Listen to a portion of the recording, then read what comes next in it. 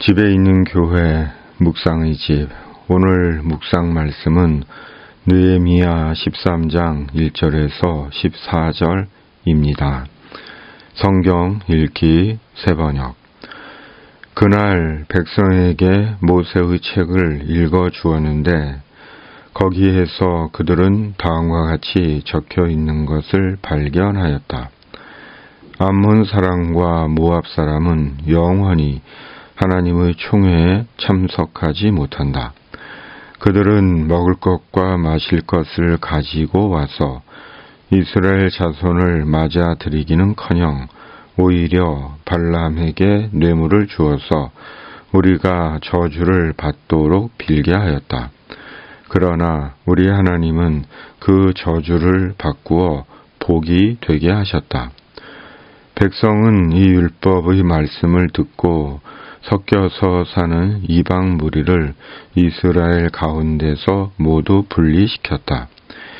이 일이 있기 전이다. 우리 하나님 성전의 방들을 맡고 있는 엘리야십 제사장은 도비야와 가까이 지내는 사이이다. 그런데 그가 도비야에게 큰 방 하나를 내주었다. 그 방은 처음부터 곡식 제물과 유향과 그릇과 레위 사람들과 노래하는 사람들과 성전 문지기들에게 주려고 11조로 거두어들인 곡식과 새 포도주와 기름과 제사장들의 몫으로 바친 제물을 두는 곳이다. 이 모든 일은 내가 예루살렘을 비웠을 때 일어났다.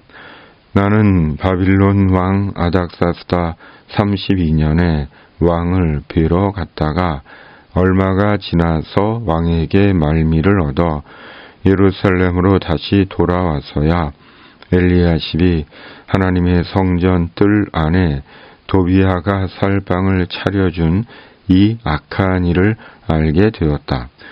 나는 몹시 화가 나서 도비야가 쓰는 방의 세간을 다 바깥으로 내던지고 말하였다. 그 방을 깨끗하게 치운 다음에 하나님의 성전 그릇들과 곡식 제물과 유향을 다시 그리로 들여다 놓아라.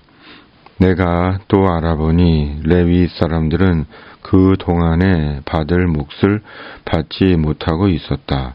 그래서 레위 사람들과 노래하는 사람들은 맡은 일을 버리고 저마다 밭이 있는 곳으로 떠났다. 그래서 나는 어쩌자고 하나님의 성전을 이렇게 내버려 두었느냐고 관리들을 꾸짖고 곧 레위 사람들을 불러 모아서 다시 일을 맡아보게 하였다. 그랬더니 온 유다 사람들이 곡식과 새 포도주와 기름의 11조를 가지고 와서 창고에 들여다 놓았다. 나는 셀레미야 제사장과 사독 서기관과 레위 사람 부다야를 창고 책임자로 삼고 마따니야의 손자이며 삭골의 아들인 하난을 버금 책임자로 삼았다. 그들은 모두 정직하다고 인정을 받는 사람들이다. 그들이 맡은 일은 동료들에게 돌아갈 몫을 골고루 나누어 주는 일이었다. 하나님, 내가 한 일을 기억하여 주십시오. 하나님의 성전을 보살핀 일과 예배를 드릴 수 있도록 정성껏 한 이 일을 잊지 마십시오. 아멘. 하나님의 기억이 되어야 합니다. 성벽 봉헌식이 끝나고 느헤미야가 한 성전 개혁에 대한 말씀입니다. 그것은 이스라엘의 광야 여정에서 이스라엘을 적대한 암몬과 모압에 대한 결정과 성전에 있던 도비야의 큰 방을 정리하고 다시 성전에서 필요한 물품들을 채운 것과 레위인들이 성전 봉사를 전념할 수 있도록 다시 레위인들을 불러 레위인들에게 합당한 몫을 주게 한 것입니다. 성전의 무너진 질서를 다시 제자리로 돌려놓은 것입니다. 교회를 개혁한다는 것은 쉬운 일이 아닙니다. 교회를 교회답게 개혁한다는 것은 쉽지 않습니다. 오랜 인내와 기다림과 용기와 지혜를 필요로 합니다. 더욱이 이스라엘처럼 성벽과 성전 재건도 끝나고 예루살렘과 나라의 체제가 안정이 되었을 때처럼 교회가 안정이 되고 부유한 상태에서는 더더욱 그러합니다. 좋은 게 좋다는 식의 논리에 빠지는 경우가 많습니다. 그럼에도 끊임없이 개혁되고 새로워져야 하는 곳이 교회입니다. 주님의 성도된 우리가 교회이고 교회 개혁은 우리의 인생과 영원히 걸린 문제이기 때문입니다. 이런 면에서 오늘날 세상의 교회는 과연 어떠할까요?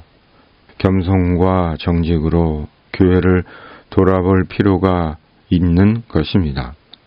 그렇다면 오늘날 교회는 무엇이 개혁되어야 하는 것일까요?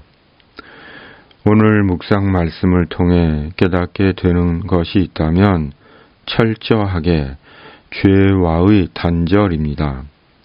철저한 죄와의 단절이 교회 개혁입니다. 암몬과 모압은 영원히 하나님의 총회에 들어오지 못한다는 기록처럼 성전의 도비야의 방을 철저하게 정리한 것처럼 율법대로 다시 레위인의 직무를 회복한 것처럼 철저하게 죄와 단절하는 것이 교회 개혁이고 개혁의 시작이고 완성입니다. 죄가 개혁을 가로막기 때문입니다. 때론 교회의 보이는 제도와 조직과 정관을 바꾸는 것을 교회의 개혁으로 생각하는 경우가 있습니다. 물론 그것도 교회 개혁의 일부분일 수 있습니다. 그러나 느헤미야는 성전의 제도와 조직을 바꾼 것이 아니라 상실한 율법을 회복한 것임을 기억해야 합니다. 철저하게 죄와 단절하지 않는 한 모든 것은 외형적인 구조 조정에 지나지 않고 교회된 성도들의 인생과 영혼을 온전하고 바르게 인도하지 못합니다. 교회 개혁은 철저한 죄와의 단절입니다. 철저한 죄와의 단절이 개인적이며 공동체적인 개혁인 것이고 하나님의 약속 안에서 이생과 영원에서 영원한 의미와 영광이 됩니다. 교회의 제도적인 형식과 내교를 자랑하는 교회, 도리어 스스로 속고 자기 함정에 빠지는 결과가 될 수도 있습니다. 그것들은 조금도 내세울 것이 아닙니다.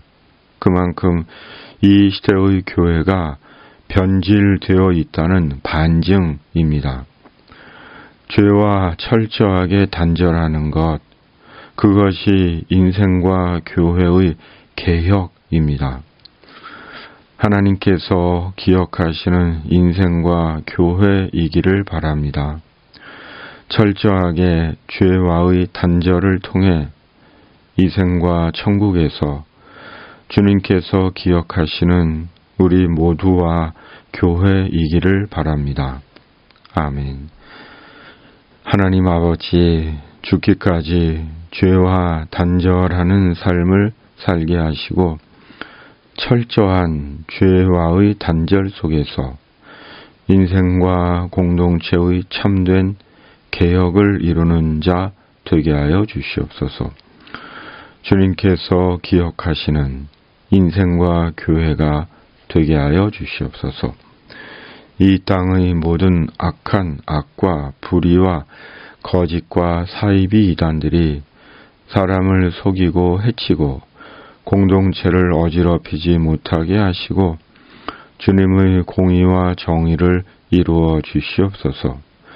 세상의 힘겨운 인생을 사는 이들의 삶에 주님께서 친히 개입해 주셔서 주님의 위로와 도움과 소망으로 그들을 붙들어 주시고 인도해 주시옵소서. 주님의 사람들을 생의 모든 위험에서 주님의 천사로 지켜 주시옵소서. 우리 구주 예수 그리스도의 이름으로 간절히 기도하옵나이다. 아멘. 하늘에 계신 우리 아버지, 아버지의 이름을 거룩하게 하시며 아버지의 나라가 오게 하시며 아버지의 뜻이 하늘에서와 같이 땅에서도 이루어지게 하소서.